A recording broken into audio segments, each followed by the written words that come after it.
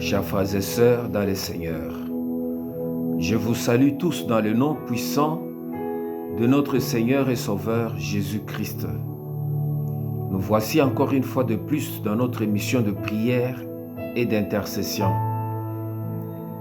Nous sommes en train de parler et de prier dans le livre de Apocalypse chapitre 19. Nous avons commencé par le verset 1 où la Bible nous montre combien il y a eu de réjouissance dans le ciel lorsque Babylone est tombée et les cris des foules qui ont crié Alléluia lorsque la chute de Babylone et la prostituée est tombée. Cette foule qui a crié Alléluia devant le Seigneur, le chant de Alléluia a résonné comme une foule. Il a résonné, ce cri a résonné, bien-aimé, dans le ciel, comme le mugissement des eaux immenses. C'est pour nous montrer que lorsque il y a une victoire dans le lieu, sur le plan spirituel, ça entraîne beaucoup de réjouissance de nos frères témoins qui nous attendent dans l'au-delà. Comme la Bible nous dit, nous sommes entourés de beaucoup de témoins qui attendent la manifestation de Dieu. Ces âmes qui disent à Dieu, jusqu'à quand vengeras-tu nos âmes? Et Dieu leur donna les habits blancs pour qu'ils attendent les restes de leurs frères qui sont encore sur la terre en train de se battre, que nous sommes bien-aimés. Et cette foule a crié Alléluia. Et nous avons vu, bien-aimés, qu'au verset 2, Dieu a vengé ses serviteurs. Dieu a vengé ses serviteurs qui sont tombés à cause de la méchanceté de la femme et de Babylone, cette fausse religion mondiale qui verse le sang des innocents dans les nations et qui tue impunément. Et nous voyons bien que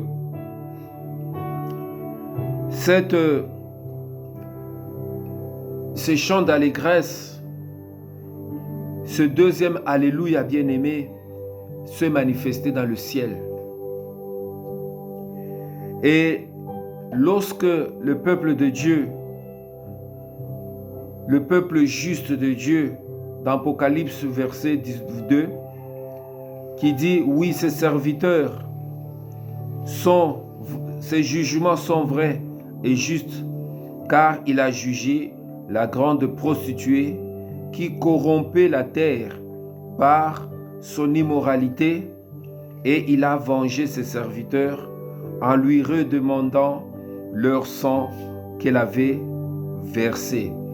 Et nous avons compris, bien-aimés, que la vengeance,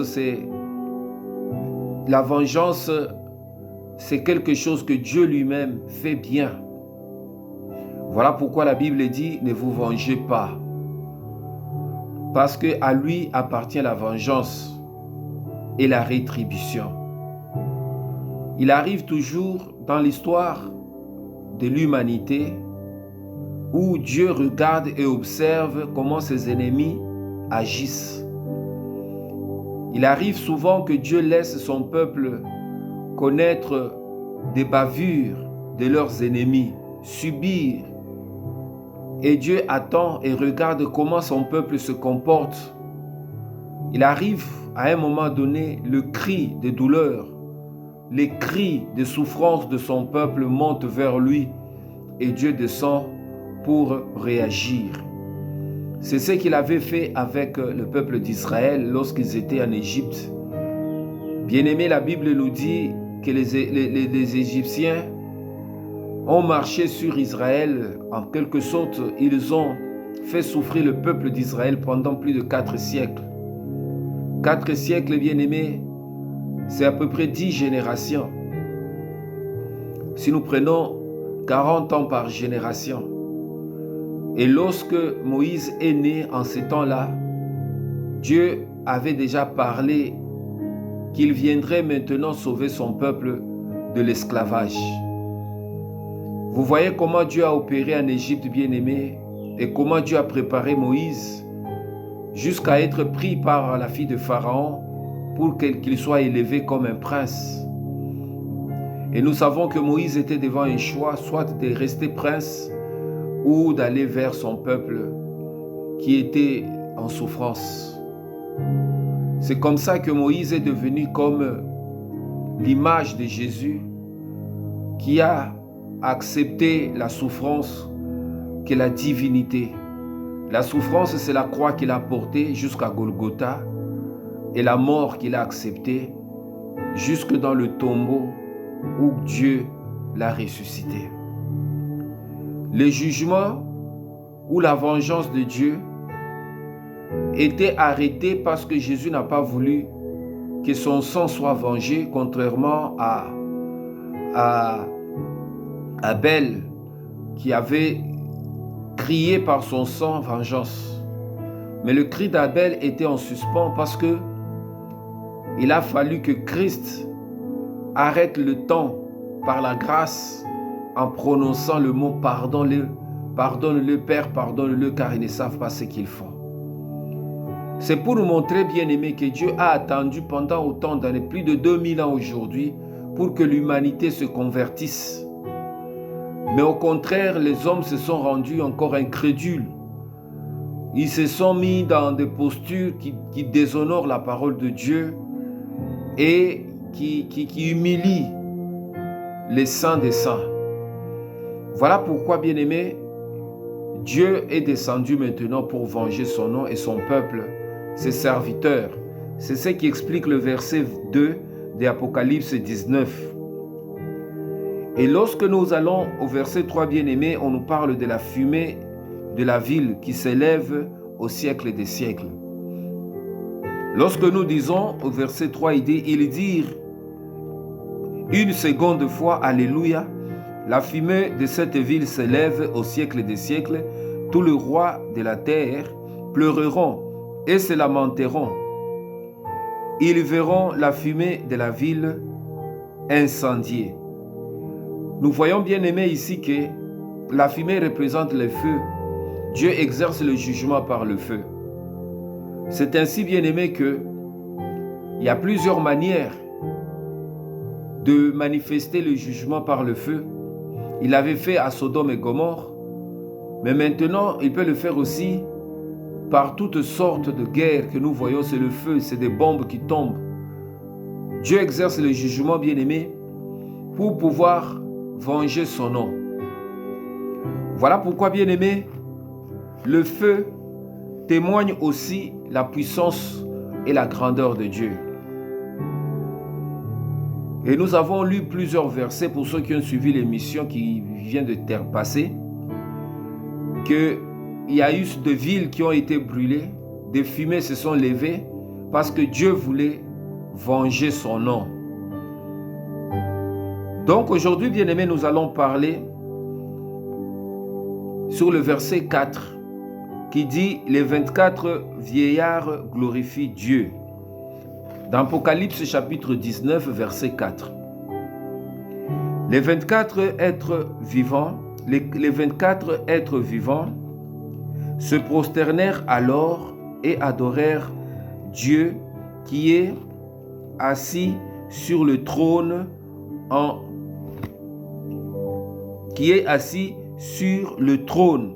disant Amen, Alléluia. Ici, c'est le troisième Alléluia, mais qui est accompagné de Amen. Ce sont les 4 êtres vivants et les 24 vieillards qui ont maintenant parlé Alléluia, le troisième Alléluia. Et le troisième Alléluia, bien-aimé, nous attendons les acclamations Alléluia, qui est prononcée par les 4 êtres vivants et les 24 vieillards. Ici, bien aimés, les 4 êtres vivants sont symbolisés par les 4 chérubins qui se tiennent devant la présence de Dieu, qui cachent leurs yeux et qui cachent aussi leurs pieds. Et les 2 ailes leur permettent de voler. Ce sont ces 4 êtres vivants qui se tiennent devant Dieu. Et ces 4 êtres vivants bien-aimés, ce sont eux qui arrêtent les 4 vents. Et ce sont ceux qui contrôlent les 4 pôles. Il y a le pôle Est, le pôle Ouest, le pôle Nord et le pôle Sud. Et tout le malheur bien-aimé du monde qui arrive sur la terre provient toujours de 4 pôles ou de 4 vents qui se lèvent sur la terre. C'est ainsi, bien-aimés, lorsqu'ils ont dit Amen, Alléluia, bien-aimés, il y a quelque chose qui est arrivé. Nous nous souvenons que Alléluia, bien-aimé, est une acclamation d'abord d'origine hébraïque qui est composée de 2 mots. Alléluia est une acclamation ou un cri hébraïque qui a 2 mots. Le premier mot, bien-aimé, c'est Halal, qui est conjugué à la 2e personne du pluriel.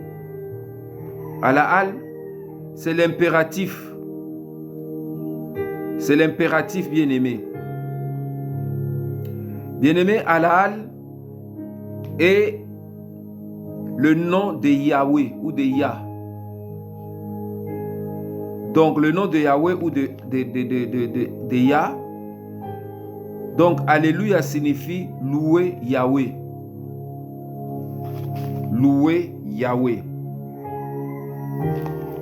Donc, louer Yahweh ou louer Dieu, c'est ça en quelque sorte la signification de Alléluia.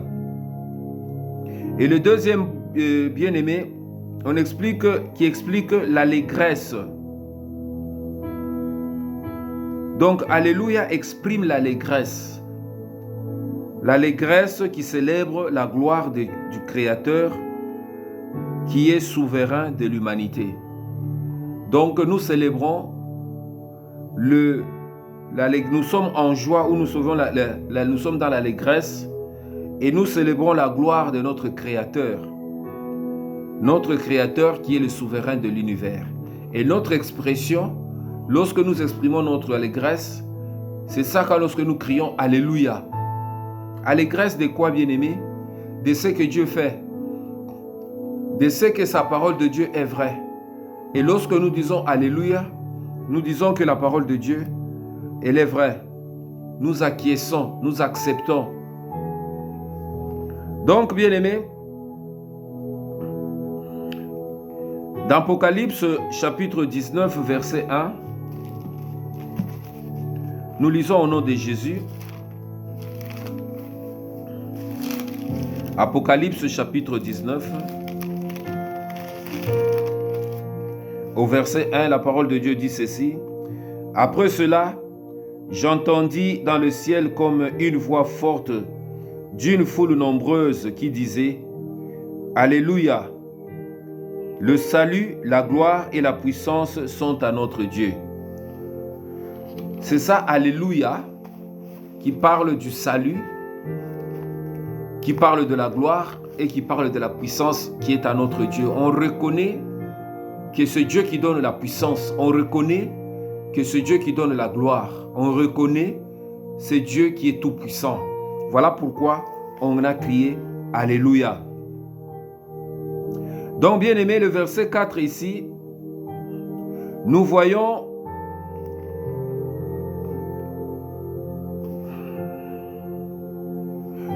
maintenant au verset 4, certainement les 24 anciens et les 4 êtres vivants en train de se prosterner et de rendre un culte à Dieu. On les glorifie par ces paroles. Amen, Alléluia. Donc on est en train de glorifier Dieu par ces paroles en disant Amen, Alléluia. De toute évidence, bien-aimés, la voix comme celle d'une foule immense est attribuée aux 24 anciens et aux 4 êtres vivants. On se souvient bien que les 4 êtres vivants sont les 4 chérubins et les 24 anciens correspondent, bien-aimés, aux 144 000 des rachetés ou de rois et des prêtres qui régneront avec Jésus.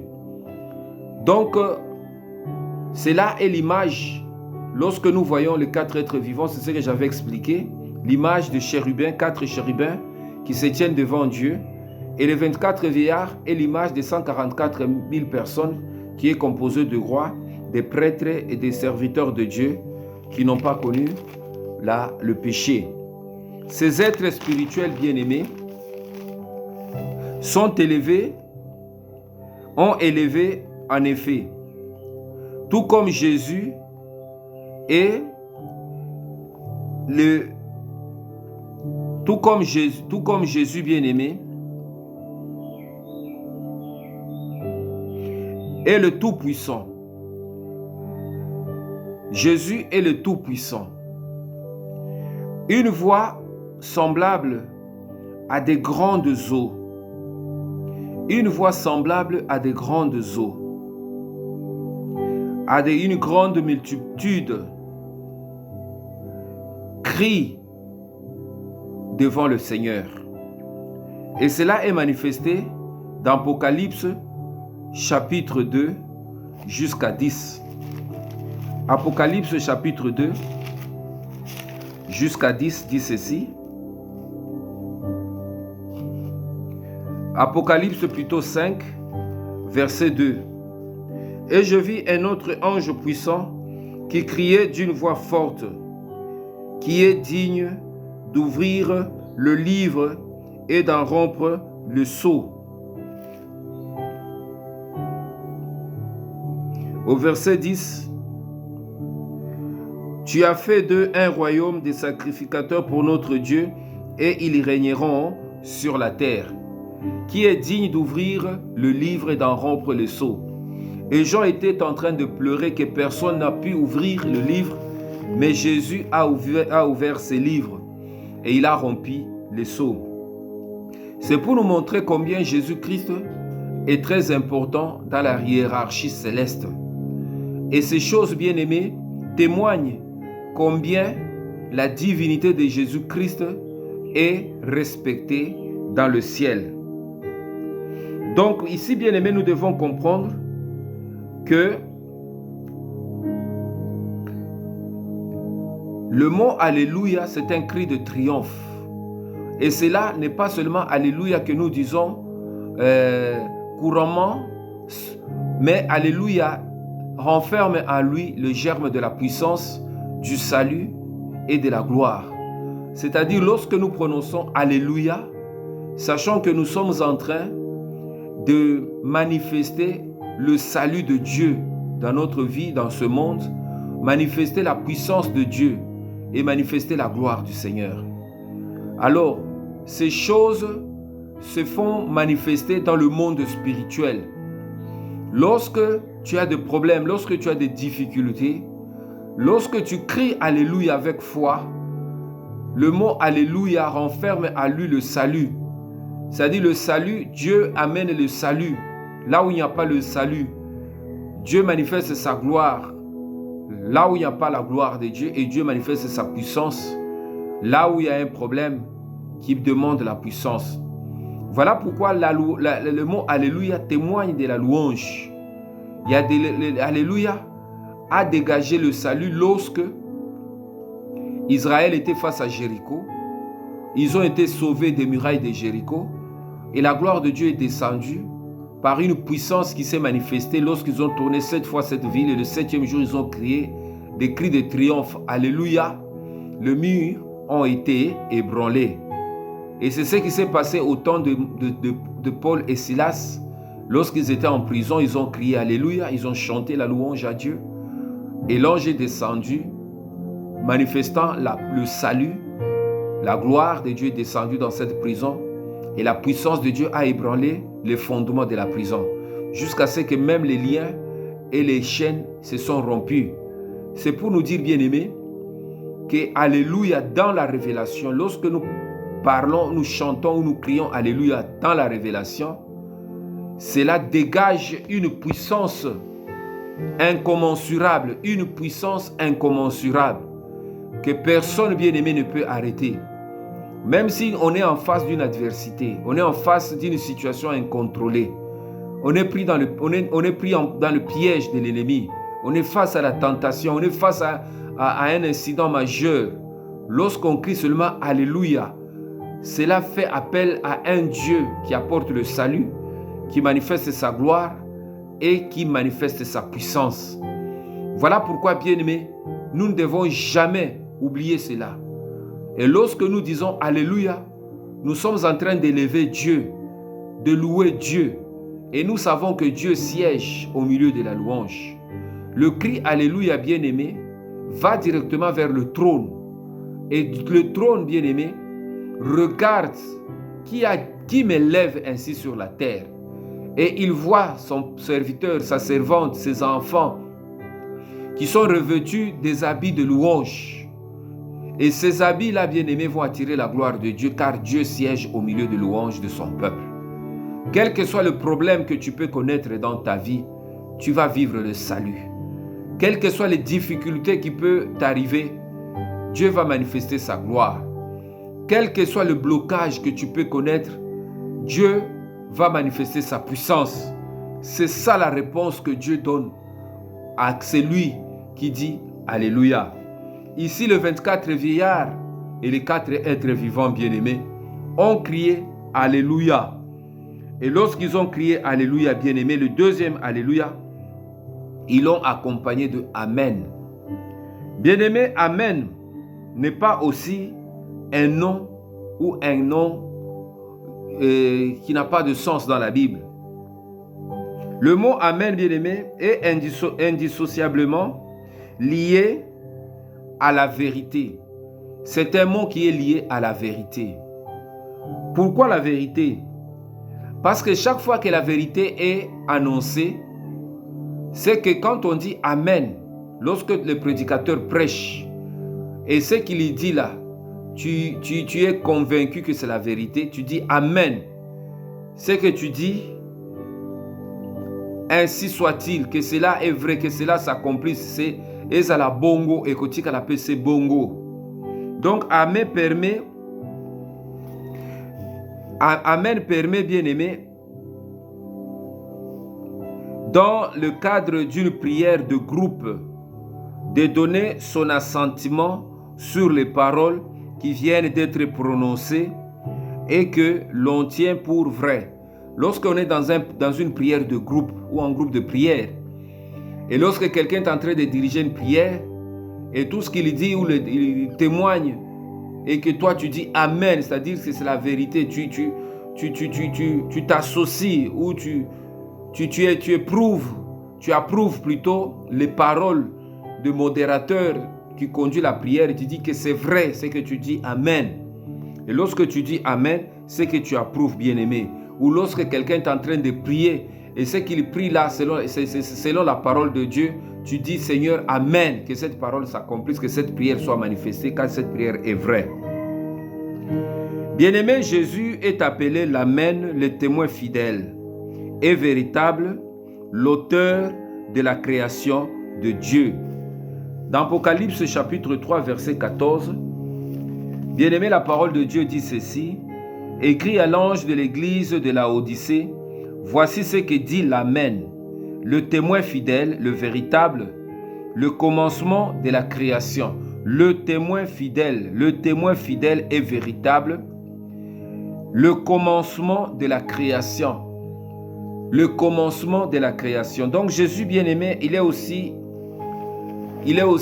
décrit comme étant le témoin fidèle, l'Amen, c'est-à-dire c'est lui qui incarne la vérité.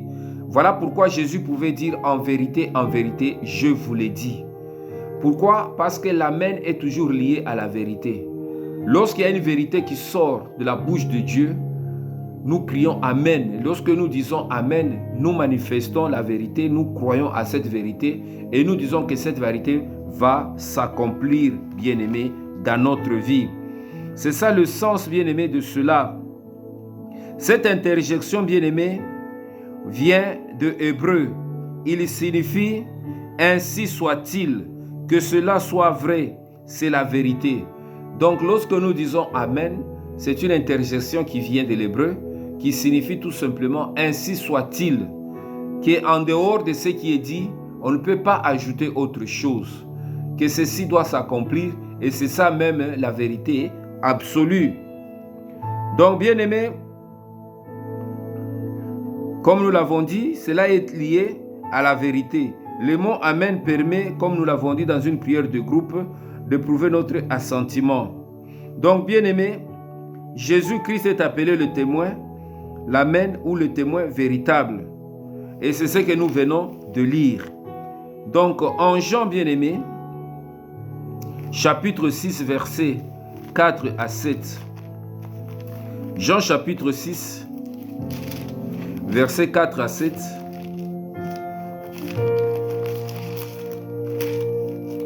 La parole de Dieu dit ceci. Or, la Pâque était proche, la fête des Juifs.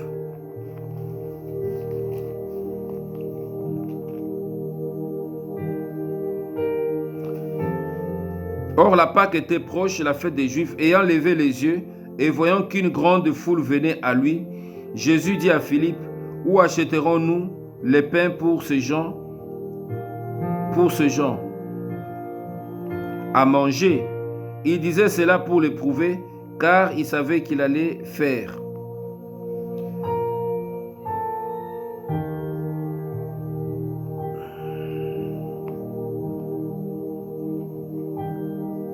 Non, bien-aimé, ce n'est pas le verset 4 à 7, mais c'est le verset 47. Le verset 47 dit ceci. En vérité, je vous le dis, celui qui croit en moi a la vie éternelle. Voilà, c'est ces versets-là. En vérité ou Amen, Amen, je vous le dis, celui qui croit en moi a la vie éternelle. C'est Jésus qui parle de la vie éternelle. En vérité, si nous croyons. Donc, bien-aimé, Jésus-Christ incarne la vérité. Et cette vérité, bien-aimé, sort de sa bouche parce que lui-même est la parole. Il n'y a pas de vérité en dehors de Dieu ou en dehors de Jésus. Voilà pourquoi il nous demande de croire en lui et de croire en sa parole pour avoir la vie éternelle. C'est ici, bien-aimé, que Amen, bien-aimé, est lié à la vérité. Lorsque nous marchons dans la vérité, nous marchons dans l'accomplissement. C'est-à-dire l'Amen, c'est l'accomplissement. Voilà pourquoi nous devons vivre la vérité, nous devons chercher la vérité, nous devons marcher dans la vérité. Un chrétien qui ne marche pas dans la vérité, il ne peut jamais vivre l'accomplissement dans sa vie. Donc, bien-aimé, le mot Amen est ici utilisé par Jésus pour commencer un discours en lui apportant une notion de certitude, de stabilité, d'infaillibilité. Lorsque Jésus commence un discours en disant en vérité ou Amen, Amen, je vous l'ai dit, c'est pour apporter à ce discours la notion de certitude, pour nous certifier que ce que je dis là est vrai. Il n'y a pas de mensonge. C'est pour donner la stabilité au cœur qui doute, qui puisse croire que ce que Jésus a dit, c'est vrai. Et pour nous dire que les paroles de Dieu sont infaillibles et ce qui sort de la bouche de Dieu va s'accomplir. C'est pourquoi, bien-aimés, ils disent en vérité, je vous l'ai dit. Donc l'acclamation, bien-aimé, Amen, Alléluia, signifie louer Jéhovah, ainsi soit-il. Donc, Amen dit louer Jéhovah, ainsi soit-il. Donc, bien-aimé, et lorsque nous louons, Dieu se manifeste. Ainsi soit-il, c'est-à-dire qu'on ne peut pas ajouter à cette vérité autre chose, c'est l'accomplissement. Nous rentrons dans le temps de l'accomplissement, bien-aimé, où Dieu va manifester des choses. Ce que nous crions, ce cri, bien-aimé, Alléluia, c'est pourquoi, c'est parce que nous prions toujours. Comme la Bible dit, demandez à votre Père votre pain quotidien. Chaque jour, les chrétiens lèvent leur voix, ils prient, ils recommandent leur sort à l'Éternel, ils demandent à Dieu jour et nuit et Dieu entend. Mais il arrive à un certain niveau de révélation avec Dieu. Au lieu de prier, on loue seulement. On loue Dieu de ce que sa parole est vraie et cette parole va s'accomplir. Lorsqu'on commence à utiliser la parole de Dieu comme étant le socle, comme étant la clé qui nous permet de voir ou de vivre l'accomplissement de tout ce que Dieu a dit, nous utilisons plus la parole de Dieu et nous louons Dieu, nous disons Alléluia à Dieu parce que ce que Dieu a dit, c'est ce qui va s'accomplir. Ce que Dieu a dit sur ta vie, ce que Dieu a dit sur ta famille, ce que Dieu a dit sur ta nation, c'est ce qui va s'accomplir. S'il y a une autre parole qui va à l'encontre de la parole de Dieu, nous ne disons pas Alléluia, Amen. Nous n'acceptons pas ça. Mais tout ce que nous croyons, que là, ça va s'accomplir dans le Grand Congo, dans le Congo-Brazzaville, dans le Congo-Kinshasa. Au-delà des douleurs de l'enfantement, des problèmes que nous voyons à l'est de la RDC, nous voyons bien que Dieu commence à terminer cette guerre d'une manière spectaculaire. Et nous allons vivre ce cri-là, ça c'est un cri de triomphe qui va être manifesté à l'est de la RDC. C'est ce que j'avais expliqué dans mon émission, que Dieu veut arrêter cette guerre une fois pour toutes. Et nous allons voir que la main de Dieu est déjà en train de travailler pour que cette guerre s'arrête et ramener maintenant les douleurs et le pleur dans le camp de nos adversaires. C'est là où vous allez voir que les gens qui ont amené la guerre en RDC, eux aussi vont commencer à pleurer. Parce que Dieu va les frapper. Dieu, c'est un Dieu de vengeance. Dieu n'est pas un homme pour mentir. Parce que lorsque une nation a été recommandée entre les mains de Dieu, Dieu finit toujours, malgré tous ceux qui se liguent contre Dieu et contre son oint. La Bible dit, ne touchez pas à mes oints. Bien-aimé, cette parole, elle est vraie. Beaucoup de gens vont tomber en défaillance.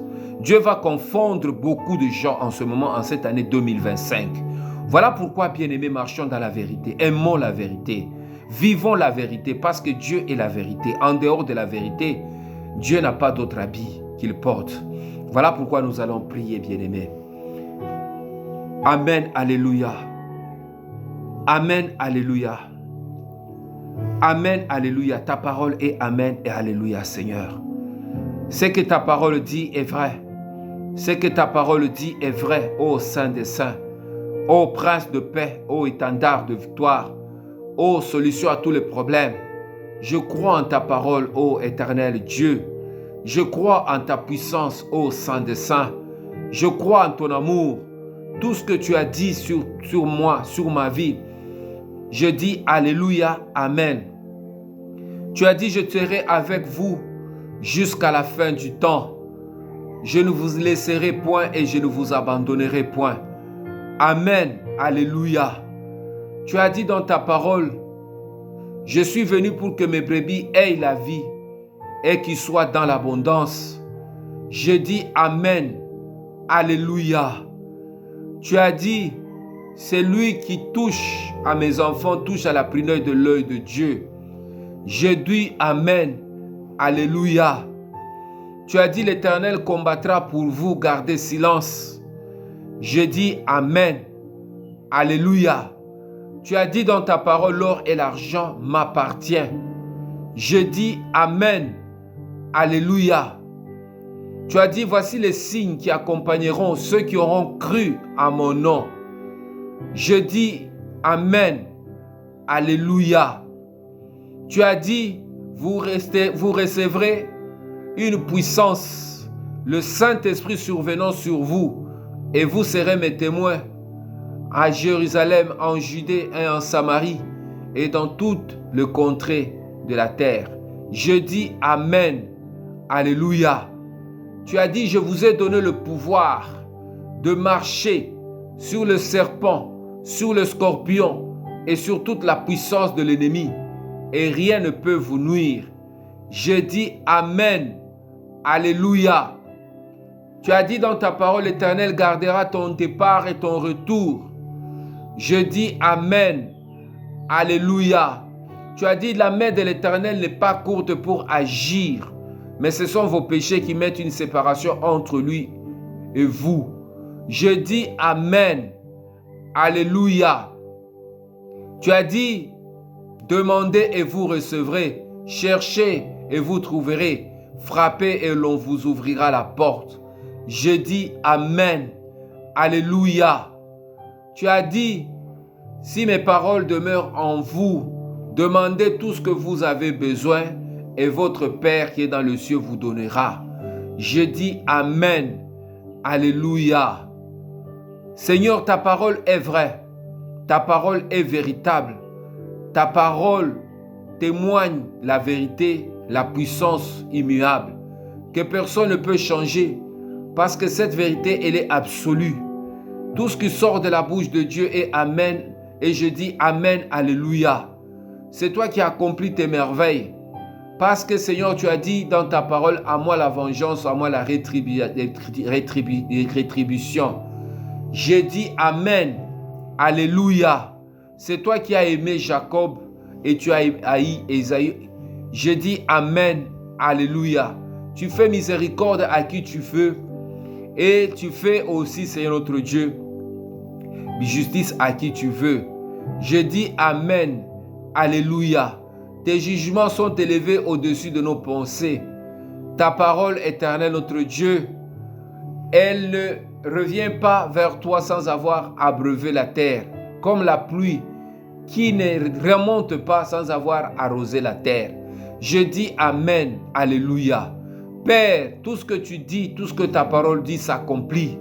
Nous rentrons dans le temps de l'accomplissement, où Père éternel, tu bouleverses les calculs des hommes, où tu changes, Seigneur notre Dieu, tout ce qui a été dit sur ma vie, sur ma famille, qui n'est pas conforme de la parole, tu le renverses.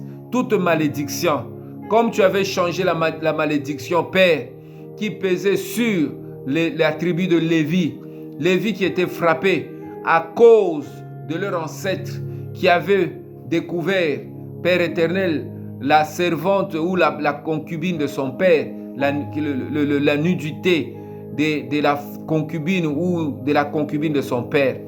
Cela, Père éternel, a amené la malédiction. Mais il a fallu que Moïse se lève pour casser cette malédiction par une prière de bénédiction, en consacrant Lévi comme étant une race, une nation qui sera sacrifiée à Dieu pour toujours, la classe de Lévite. Oui, Père, aujourd'hui, toute parole qui agit sur ma vie, qui agit sur ma famille, maintenant, elle est cassée par la parole véritable de Dieu. Et je dis Amen, Alléluia. Toute parole qui a été prononcée, qui est établie sur ma vie, sur ma famille, sur mon pays, le Grand Congo, pour, Père éternel, le condamner à l'esclavage, le condamner à la servitude. Je brise cette parole et je place la parole de Dieu véritable qui dit que la nation sera bénie et Israël sera comme les montagnes qui sera élevée au-dessus des montagnes de Sion. Je dis Amen, Alléluia. Tu casses l'élan, ô Éternel, du mal. Tu casses, Seigneur notre Dieu, tout ce qui n'honore pas ton nom sur ma vie, sur la vie de ma nation, sur la vie de mon service, de mon travail. Tout ce qui me rend nul, qui me ridiculise, qui m'humilie. Seigneur, tu le brises. Je dis Amen, Alléluia. Tu ôtes la malédiction. Tu portes les épines pour me permettre à ce que mon travail ne me donne plus de douleur, mais que je trouve la satisfaction dans ce que je fais. Car tu as dit, tu veux que je prospère à tous égards, comme prospère l'état de mon âme. Je dis Amen, Alléluia. Que 2025, Père éternel, 1000 tomberont à ma droite et 10 000 à ma gauche, et je ne serai pas atteint. Je dis Amen, Alléluia. Ils viendront par un seul chemin, mais ils retourneront par ce chemin. Je dis Amen, Alléluia. La gloire de l'Éternel éclaire ma vie. La gloire de l'Éternel éclaire ma famille. Et la gloire de l'Éternel éclaire mon foyer, éclaire mon ministère. Que la louange, Père éternel, qui est due à ton rang, puisse maintenant apporter à ma vie, à ma famille, à mon pays, à mon frère et à ma soeur qui suit cette émission. Père, puisse nous apporter le salut, puisse nous apporter la gloire de Dieu, puisse nous apporter la louange, puisse nous apporter la puissance. Voilà pourquoi je te remercie, Seigneur, et je te rends grâce. Que ton nom soit béni dans le nom puissant de Jésus. nous disons Amen. Bien-aimés, nous allons continuer dans le verset 5, toujours d'Apocalypse chapitre 19. Et le verset 5, bien-aimés, c'est louer Dieu, vous qui les craignez. Louez Dieu, vous qui les craignez. C'est ce que nous allons parler dans notre prochaine émission. Que Dieu vous bénisse et à la prochaine.